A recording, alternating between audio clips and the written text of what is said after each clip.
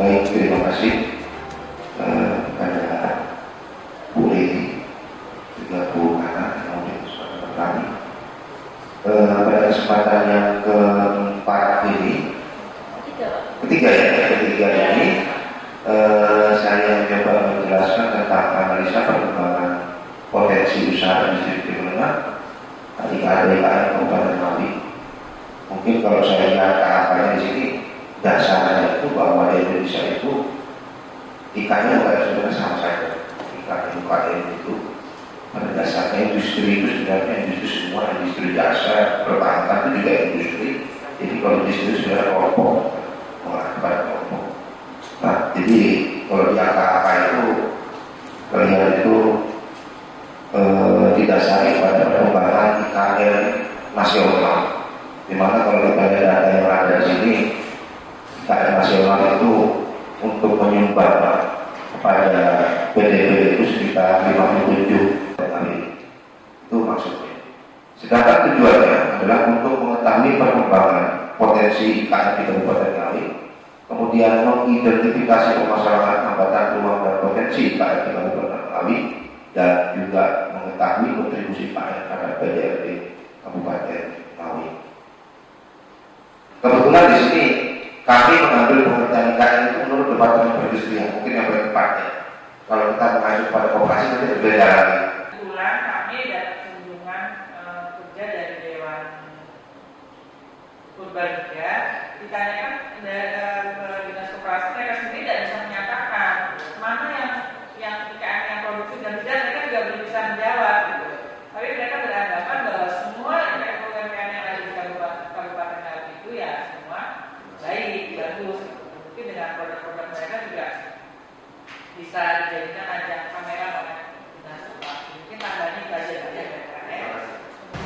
Selamat pagi pemirsa, sekarang saya beserta tim Inspire sudah berada di pendopo kantor Kabupaten Ngawi. Dan pada hari ini kita akan jalan-jalan dan juga liputan mengenai bagaimana perkembangan dan juga pemetaan industri kecil menengah yang ada di Kabupaten Ngawi. Dan penasaran bagaimana hasil liputan kami? Ikuti kami terus tetap di tim Inspire.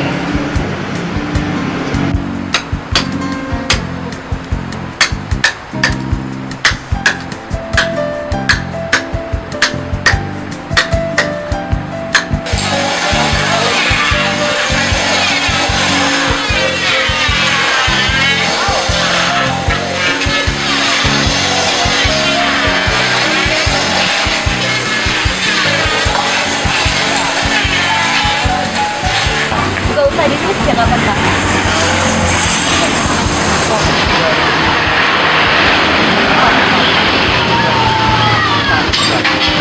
Kalau sekarang 2013, ya?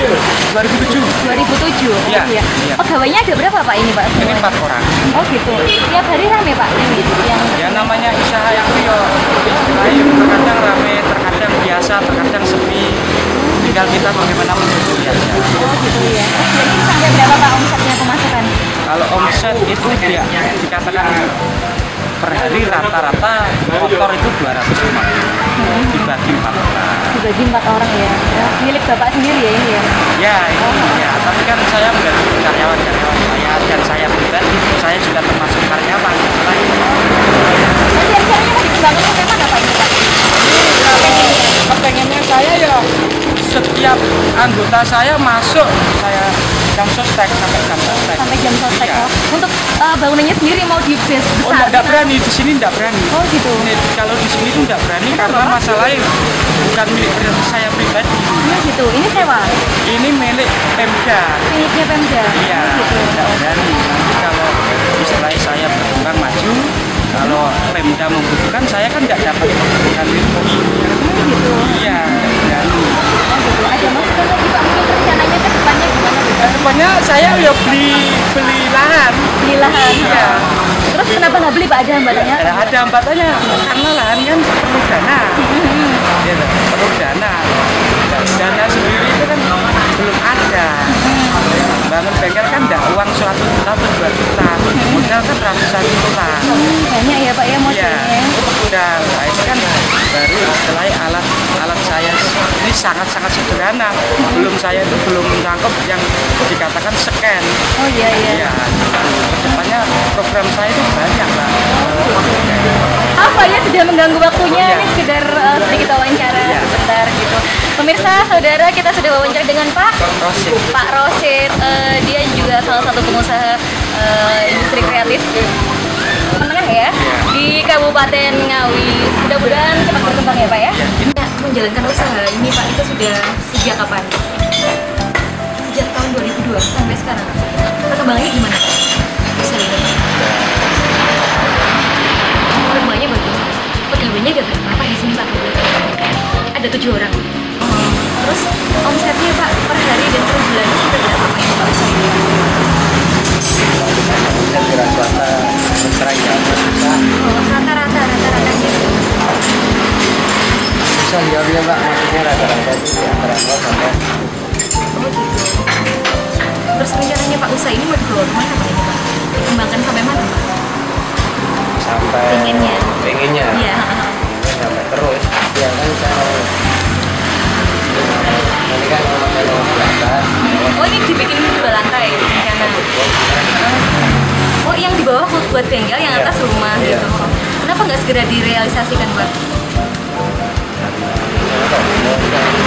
Gimana? Modelnya gimana? Susah kalau misalnya sana gitu. Oh gitu. Terus harapannya buat usaha ini gimana Pak kelanjutannya? Namanya pemerintah kan semoga kan bisa ngasih tujuan ke mereka. Usaha kecil atau kemana, atau kredit tanpa bunga gitu kan. Kredit tanpa bunga, pengennya gitu. Mudah-mudahan harapannya segera tercapai ya Pak. Oke saudara, demikian tadi wawancara saya dengan Pak Widodo ya, salah satu pemilik bengkel las di wilayah Kabupaten Ngawi. Oke Pak, silakan dilanjutkan pekerjaannya, saya pamit pulang dulu. Terima kasih atas waktunya. Mari. Nah pemirsa, di antara saya ini adalah beberapa karyawan dari industri kecil menengah yang sudah saya sampaikan tadi, yaitu dari mebel dari bahan dongkel ya Pak ya. Iya betul. Mungkin aku langsung bisa ngobrol-ngobrol dengan Pak atau Mas dimanggilnya? Mas aja, Mas siapa nih? Mas Agus, saya Wuri Mas. Mau nanya nih Mas, ini yang sedang Mas Agus bikin ini bentuknya apa ya Mas ya? Oh ini pempas bunga dari bahan dongkel, kayu jati. Oh gitu. Mau dipasarkan gimana ini Mas? Di Jepara. Oh, berapa Mas produksinya ini? Sekali produksi sampai berapa barang? Nah, kalau ini bikin berapa? 100 Mas ya? Oh gitu. Per bulannya ada berapa Mas yang diproduksi? Pemasarannya sampai mana aja Mas?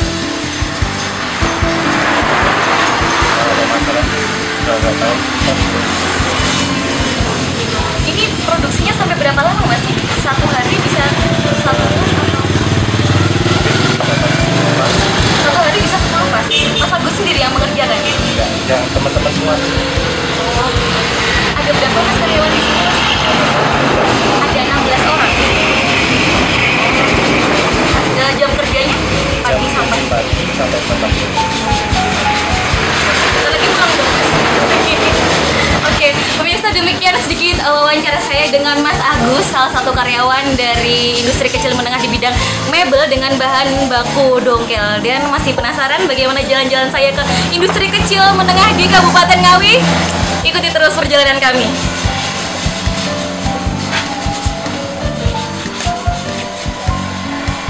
Ini tuh pesanan ya Mbak?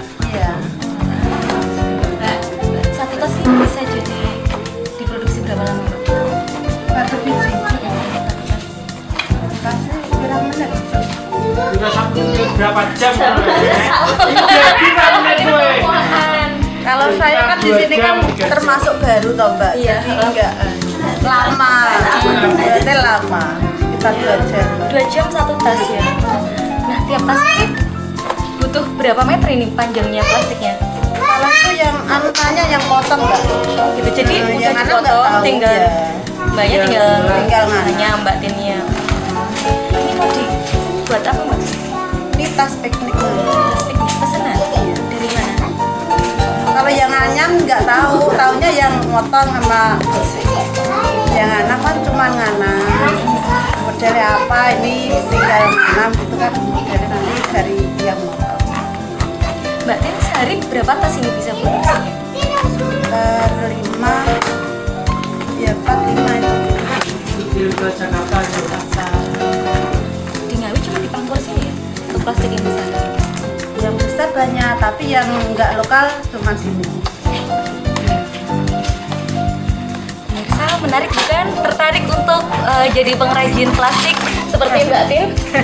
Saya mau diajarin Mbak. Enggak Mau ngajarin saya? Enggak mau Saya mau bikin usaha kerajinan plastik juga di Madiun, di kota lain. Enggak usah, Bu. Sepertinya menarik. Oke.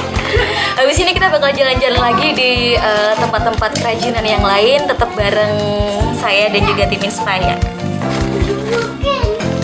Nah ini saudara, produk keripik tempenya yang sudah siap jual. Satu bungkus dijual 1.500. Nah ini yang belum dibungkus. Sangat gurih. Oke saudara, sekarang saya sedang berada di Desa Keraswetan, Kecamatan Geneng, Kabupaten Ngawi.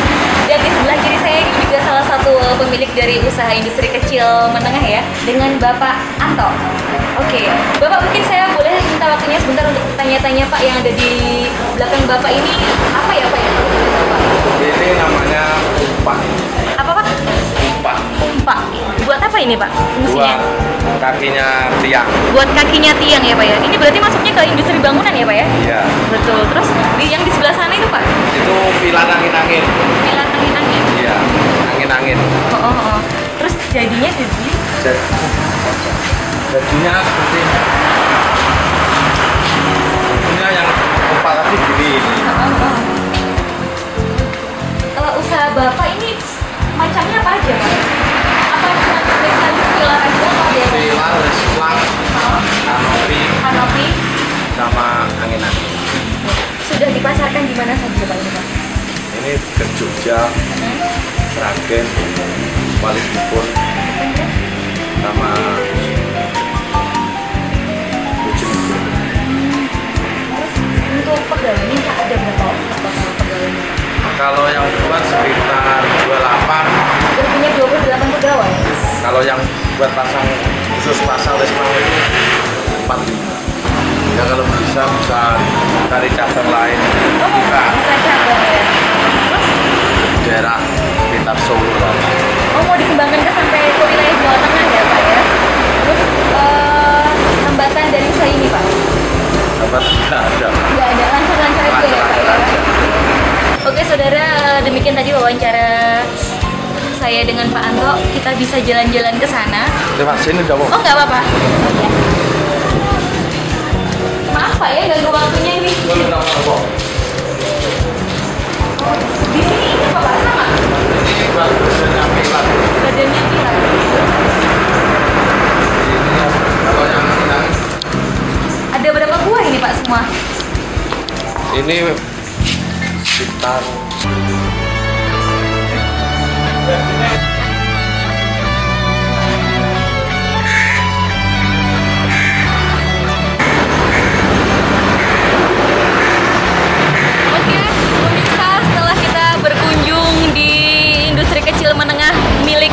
di bidang bangunan ya.